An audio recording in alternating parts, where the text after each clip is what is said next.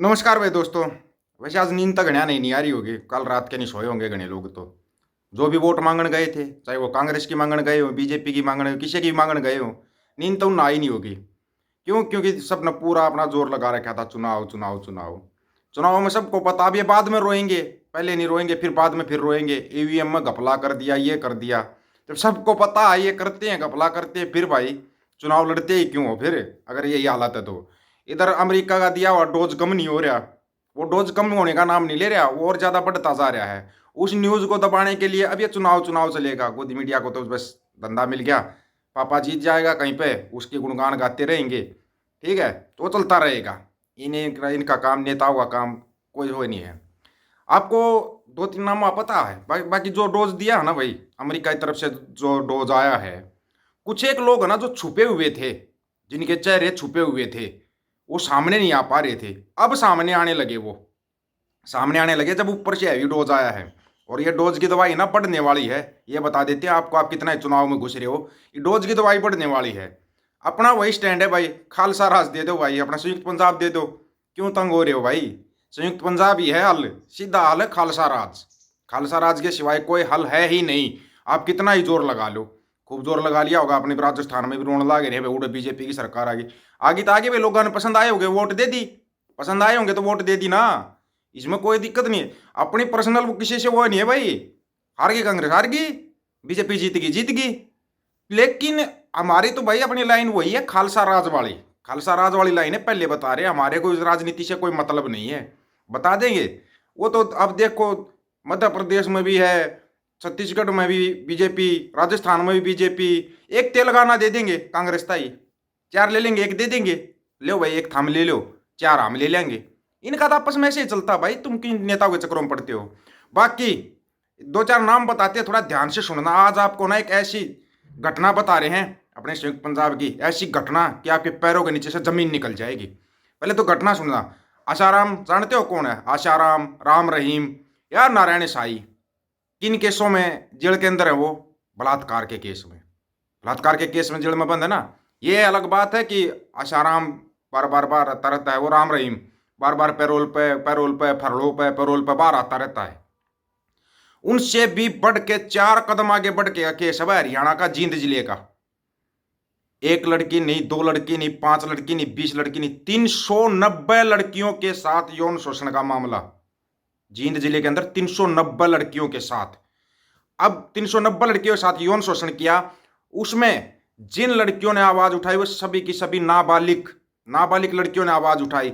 उन्होंने सबसे पहले लेटर लिखा राष्ट्रपति को, प्रधानमंत्री को, और अपना चीफ जस्टिस है ना DY चंद्रचूड़, उनको, महिला आयोग को, सबको उन लोगों ने लेटर लिखे।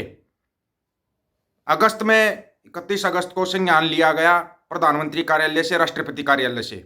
देख अब ये झटका देखना आप, बलात्कारी बचाओ पार्टी के झटके दिखाते हैं आपको। सबको पता हरियाणा में किसकी सरकार है, बोलने की जरूरत नहीं है। PM ऑफिस से भी लेटर आ गया, राष्ट्रपति ऑफिस से भी लेटर आ गया, भाई इसकी जांच करो, जांच करो। आ गया लेटर, कोई मामला, कोई मतलब ही नहीं, कोई जांच हो जाए। क्योंकि सरकार किसकी थी यहाँ पे सबको पता था, अपनी बीजेपी की सरकार है भाई हरियाणा में। कोई कुछ नहीं होया, रसूख थे बंदे के ऊपर तक भाई। पुलिस वाले तो सलूट मार रहे थे उसको।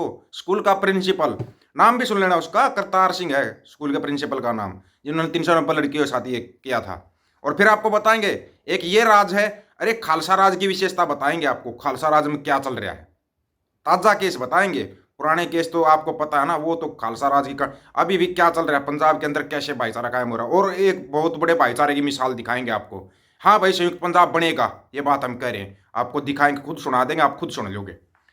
उसके ऊपर कोई संज्ञान नहीं लिया भाई। उसके ऊपर फिर छापा मारा गया है, तब लड़कियों के बयान लिए हैं। जैसे जैसे लड़कियों के बयान आते गए ना, बयान लेने वालों की जमीन निकल गई पैरों के नीचे से कि ऐसा कर रहा था। क्योंकि वो प्रिंसिपल काले शीशे लगा रहा था अपने ऑफिस में, अंदर से बाहर का दिखाई दे रहा था, बाहर से अंदर का दिखाई नहीं दे रहा था।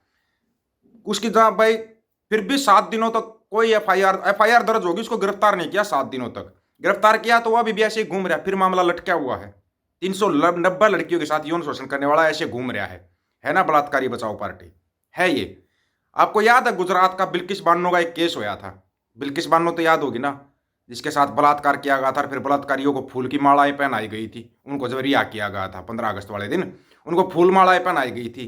एक तो वहां पे उस मुस्लिम लेडी जी के साथ ऐसे हुआ एक मुस्लिम लेडीज पंजाब के अंदर, एक तो वहां पे होया, एक मुस्लिम लेडीज पंजाब के अंदर, पंजाब की पहली मुस्लिम जज बनी है, मलेर कोटला की रहने वाली गुलफाम।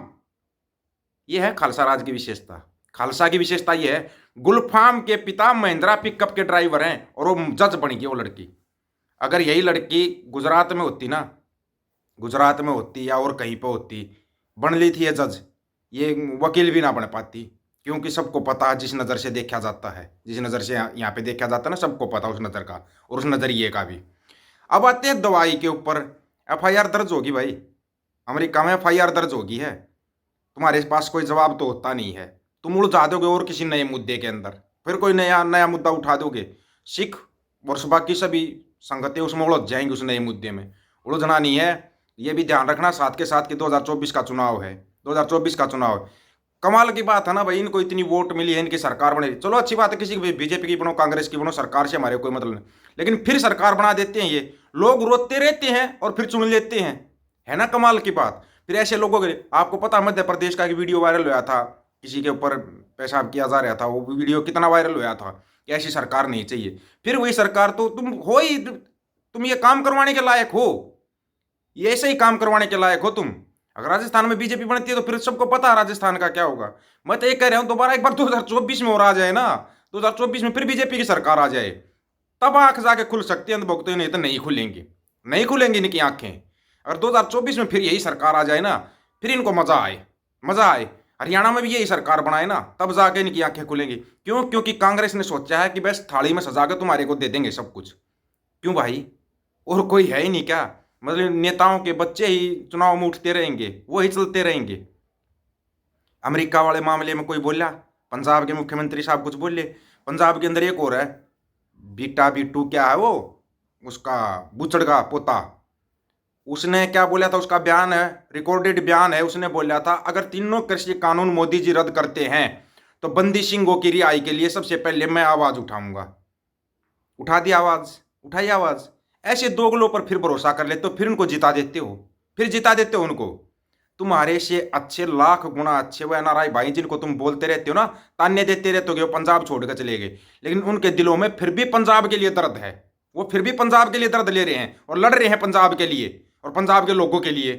तुम क्या कर रहे हो यहाँ पे? फिर उन्हीं को चुन के ले आते हो और फिर तुम्हारे कंधे पे बैठते हैं और कान में पेशाब करते हैं फिर वो तुम्हारे, फिर तुम रोते रहते हो, फिर रोते रहते हो, आंखें खुलेंगी नहीं। संयुक्त पंजाब की मुहिम का सबसे जबरदस्त वीडियो लगा हमारे को, जो JNK से एक अपने सिख भाई ने बनाया है, JNK से, मतलब क्या भाई कमाल है। सुनो, JNK से भाई ये बता देते हैं।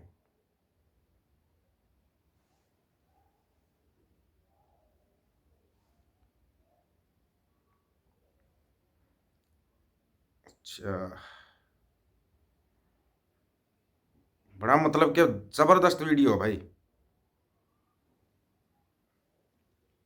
ਮੈਨੂੰ ਹਰਿਆਣੇ ਤੋਂ ਫੋਨ ਆਇਆ, ਉਹ ਸਾਡੀ ਵੀਡੀਓ ਦੇਖੀ ਉਹਨੇ ਮੁੰਡੇ ਨੇ, ਤੇ ਕਹਿੰਦਾ ਭਾਈ ਜੀ हम तो बड़े खुश हुए और 13 ਅਪ੍ਰੈਲ ਨੂੰ ਹਰਿਆਣਾ, ਰਾਜਸਥਾਨ, ਵੈਸਟਰਨ यूपी ਤੋਂ ਤੇ ਦਿੱਲੀ ਤੋਂ ਜੱਟ ਆਉਂਦੇ ਪਏ ਨੇ।